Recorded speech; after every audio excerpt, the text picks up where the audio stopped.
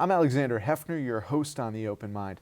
On his quest for digital justice, Parsons School of Design professor David Carroll joined us last year to discuss his suit against Facebook and Cambridge Analytica for violating his right to personal data.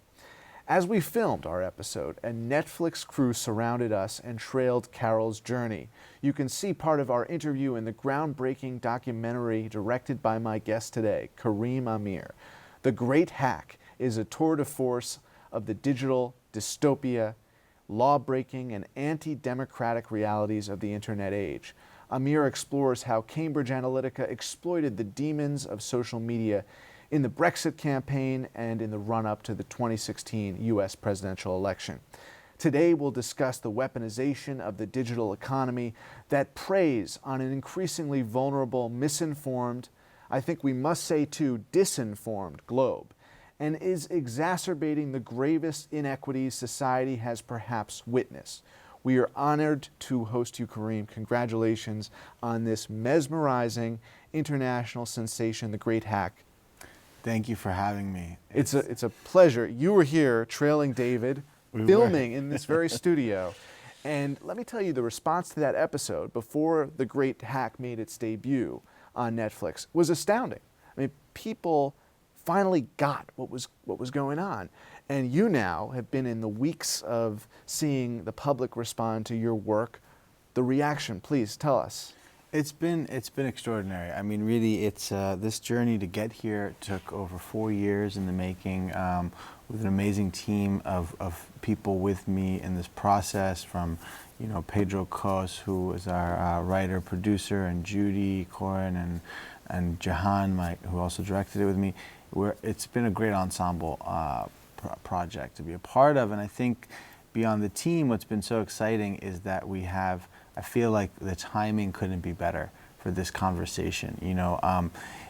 The same day that the film came out on Netflix was the day of the Mueller testimony. It was interesting to see that Facebook was fined $5 billion the same week that the films come out, and Mueller was talking about kind of the continued insecurity of our information highways.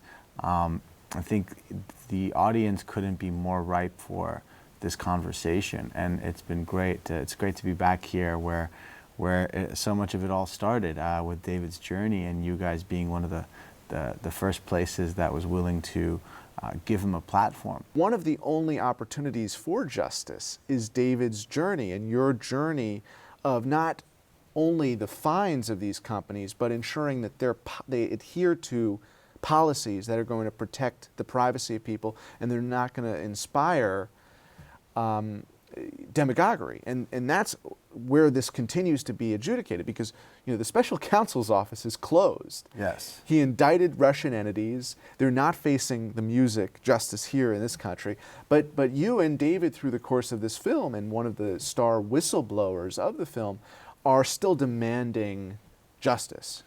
We have to, I mean, I think that what David's quest is really about, to use his own words in the film, is it's a desire to make the invisible visible, right? And we're living in a world where so much of our reality is being recorded under the guise of surveillance capitalism in ways that we really don't understand, and under terms that we may not really have agreed to, even if we've clicked that button long ago saying that yes, hurriedly we accept these terms and conditions. We've entered into a space where we don't really understand our rights, and these rights are important to understand because they are fundamental rights. They are not about privacy. They are not about just even one election. These rights are about power, and they are about who determines what we see and when we see it and how, and who determines what we don't see. And I think that David is asking the fundamental right of what does he have the ability to request about himself? Does he have the right to have his own data? Does he have the right to know what they know about him and how they target him based on that knowledge? And that question, which he asked, led to this incredible journey, which, as you all know, led to him, asking Cambridge for his data, then eventually putting a lawsuit against them in the UK, and then going on a journey to kind of to try to find out what's happened. So it's been a remarkable adventure, and I think an important civic duty and lesson for us all that one person can make a difference, and we have the right to step into this battle as citizens and get stuff done. Karim, what is the status of David's suit? So David still has not gotten his data back, which is quite a shame to see that in 2019, and with everything we know now about the importance of data, that we still don't have the right in the United States as citizens to just simply file a request and get a understanding of what our data is and how it's being used against us. But David has not given up because he's a fighter, and he is hoping in the next couple of weeks to hear some updates from the UK, which I cannot share, but there may be some good news for David around the corner. What about other jurisdictions? That's the jurisdiction that's stuck in terms of his capability to fight this out legally. But what about here in the United States? Here's the reality. Facebook has become a crime scene, and Facebook needs to be held accountable, and we need to be able to use the rule of law to do so. The $5 billion fine did nothing for Facebook. In fact, their stock price went up, and they made $6 billion that week. So actually, it was the market signaled that fine as a nothing. So I think we have to decide as a society what's for sale and what's not for sale. And if the entire democratic process has become commoditized, what are we going to do about it? Are we going to sit back on the sidelines, as Carol Cadwalladr, who's the other character in our film, says, and let them get away with it? Or are we going to demand something better? I think it's time for a new social contract. I think that's what the clamoring is about. But I think in 2019, or as we enter into 2020, that social contract is no longer between citizens and government. It's between citizens, government, and tech platforms, and it comes in the name of a user agreement. So I think we should be looking for who the new authors of an equitable user agreement are, and how that agreement could be something that reignites confidence and faith in our ability to use the most important phenomena of our lives, the internet, in a safe and clean way. And whether that means the internet needs to come with safety, with seatbelts, maybe it does.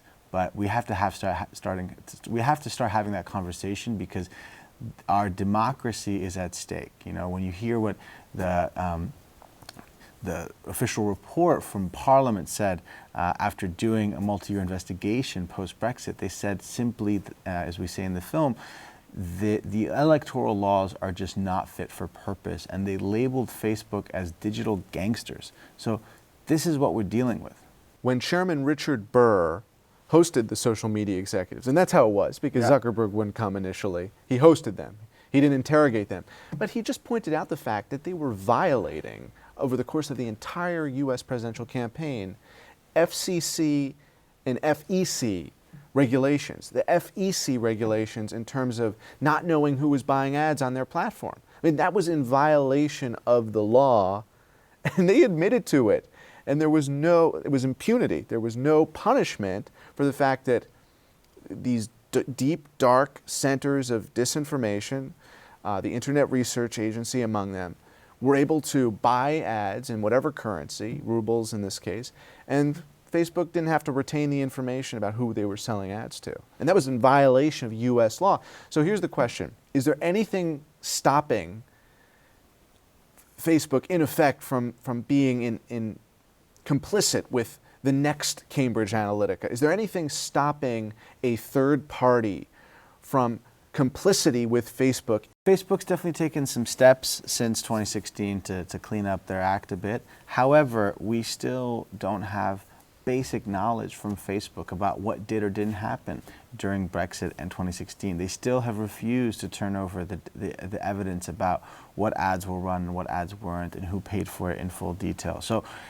we need more transparency, and we need Facebook to do better. I mean, no one believes that Mark Zuckerberg and his team wake up and think, how are we going to wreck democracy today? Right. But the reality is that their actions and their negligence is leading to that across the world. Right? Negligence is the key word here, because I don't think they've said, in terms of their oversight prerogative, that it is their responsibility. They're not going to contract with third-party vendors who will potentially exploit data in the way Cambridge Analytica did. So the psychological analysis of users and their data, the metrics that are being analyzed, I mean, they could just bring in a different third party and say, oh, we want you to do this task, or allow the Trump campaign or other campaigns to run ads based on psychological profiles of their users. There's nothing stopping that from happening again, right? And the thing is that running ads based off of people's psychology and personalizing ads is not actually inherently bad, right? These are all tools, technological tools, and tools in their very nature aren't good or evil, right? I think the problem is that this is happening in what I think is going to be called the Wild West of the data world, because there's just no parameters, and it's a kind of, so there was this swashbuckling attitude of just get in there, grab the data, and exploit it as quickly as you can. And that is because of an entire business model that is fueled by venture-backed Silicon Valley startups of everybody wanting to be the next great big data company. And so without having any kind of ethical limitations or regulations saying what people can or can't do, and most importantly, you know, as you said, one word was negligence. Another word that we have to talk about is consent. I think the big problem with this conversation is consent. We don't have a consensual relationship with the way in which our data is used and not used, and that's something that we need to figure out.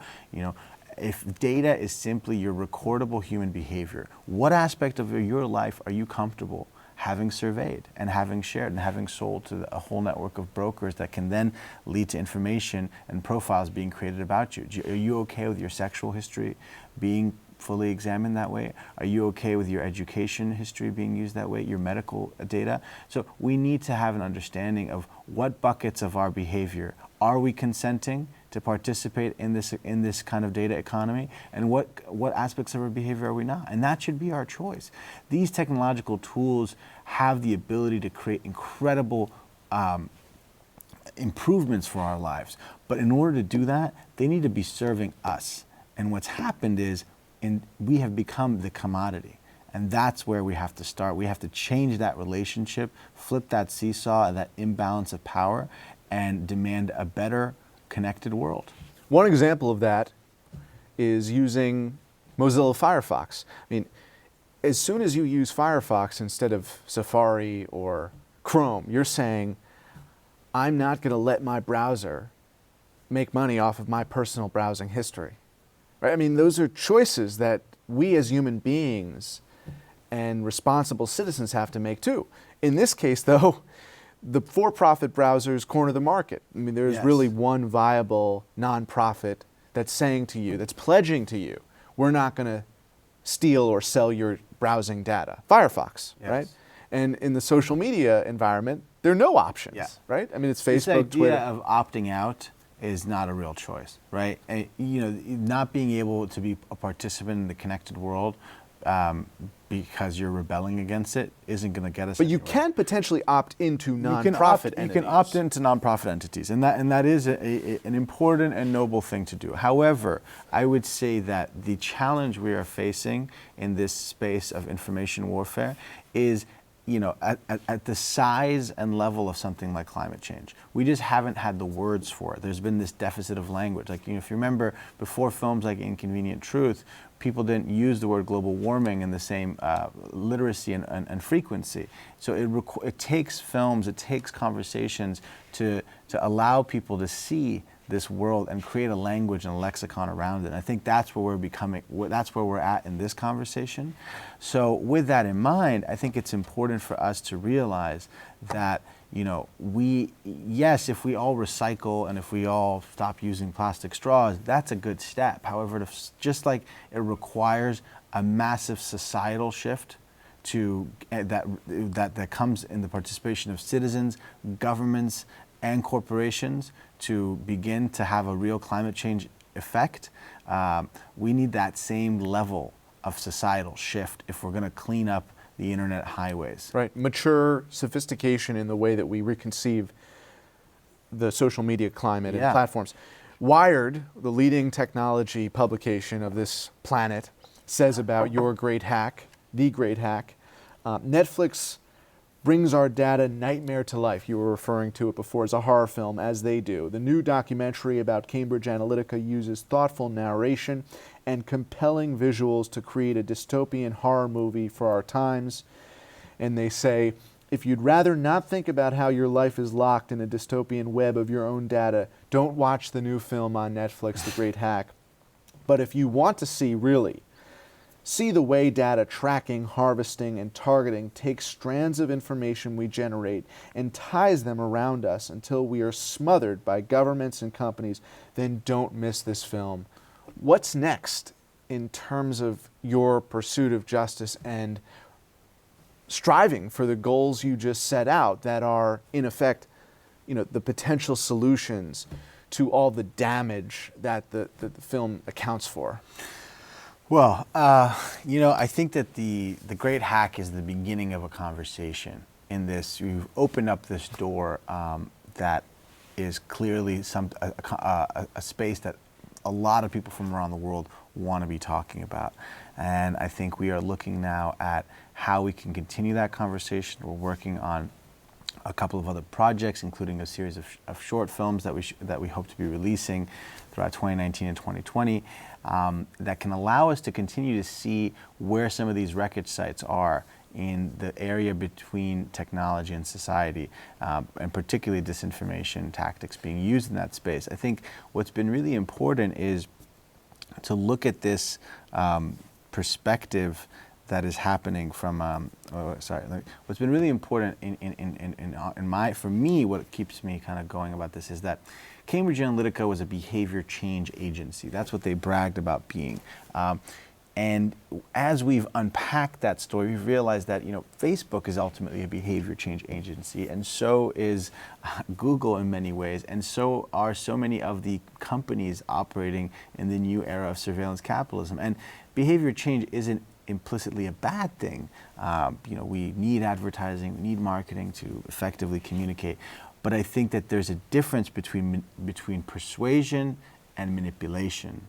And we need to start figuring out where those boundaries and borders are in different aspects of our life. Are we entering into a world where algorithms that are amoral in nature are going to be determining who gets certain access to education, who doesn't? Are we living in a world where criminality scores determined by algorithms are going to be the ultimate arbiter of justice? Are we living in a world where our algorithm is predetermining your ability and your family's ability to have access to certain financing and to not have access to certain choices in life?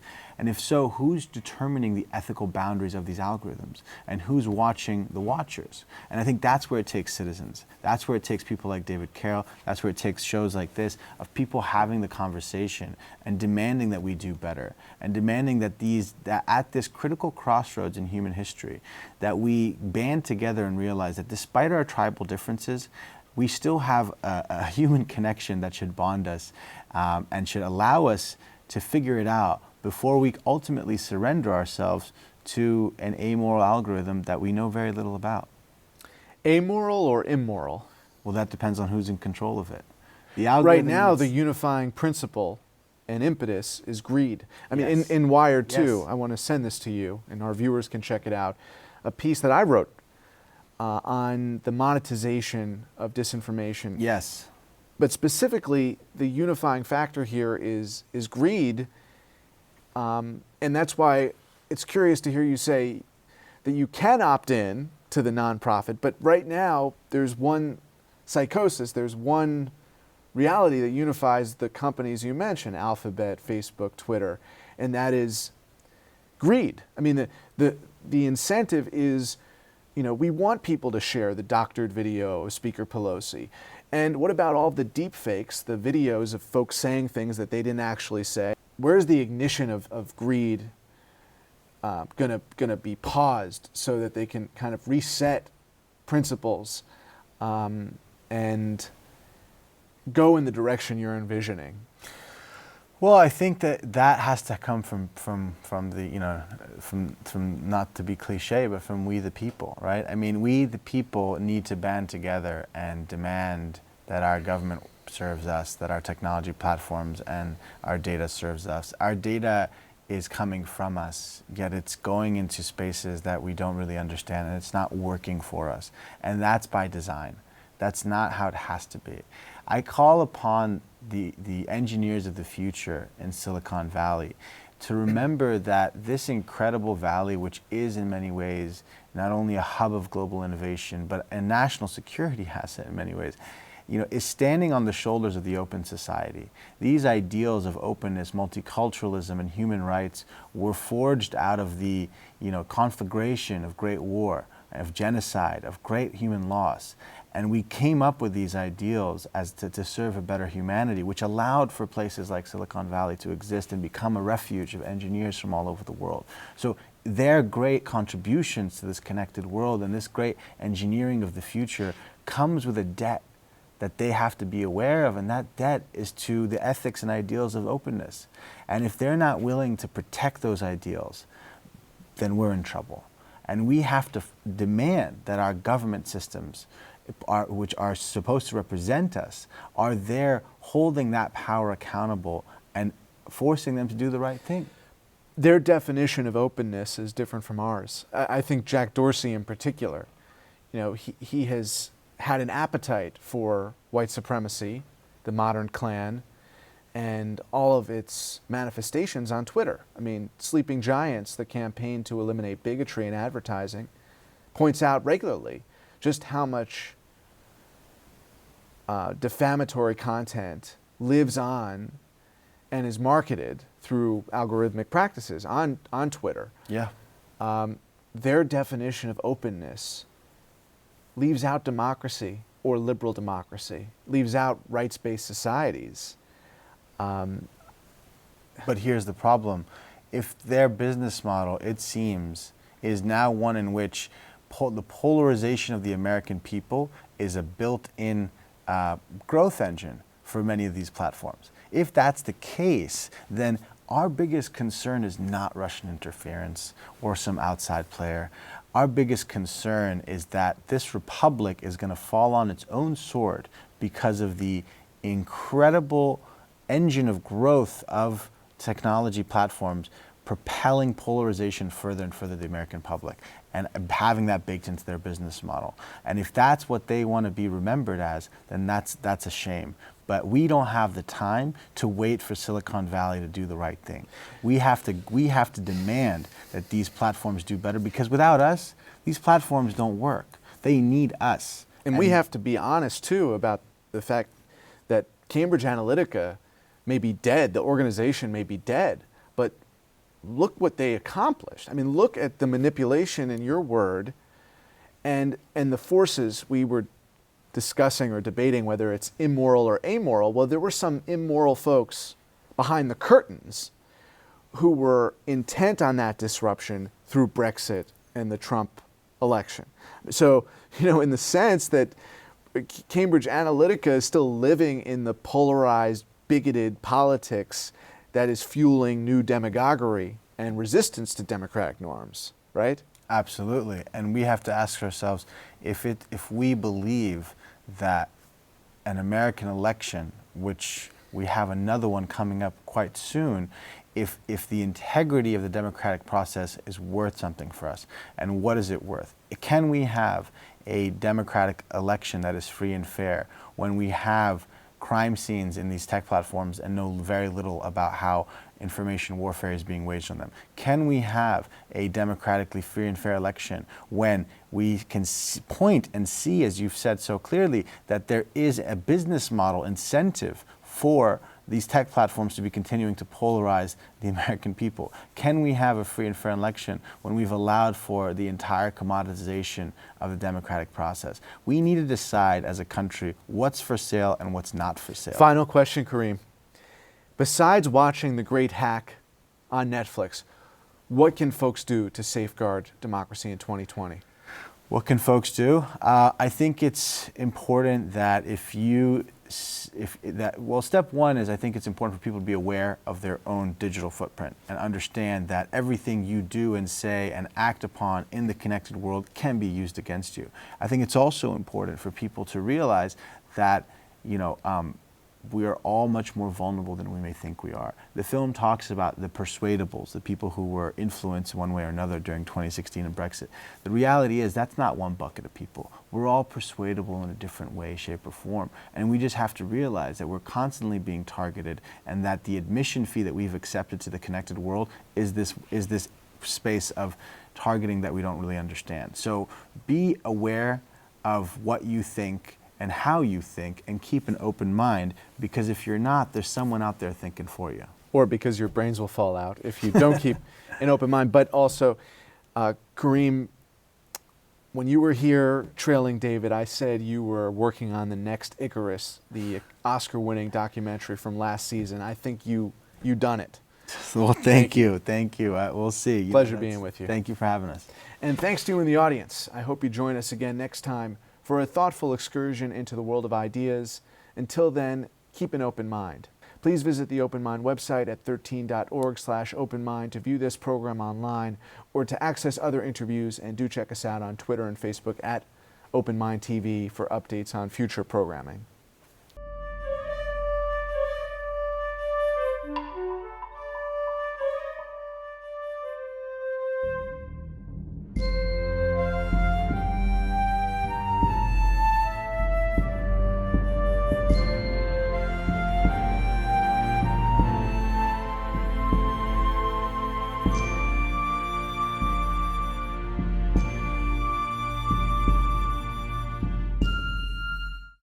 Continuing production of The Open Mind has been made possible by grants from Ann Olnick, Joan Gans Cooney, Lawrence B. Benenson, the Engelson Family Foundation, Alfred P. Sloan Foundation, the John S. and James L. Knight Foundation, William and Flora Hewlett Foundation, Joanne and Kenneth Wellner Foundation, and from the corporate community, Mutual of America.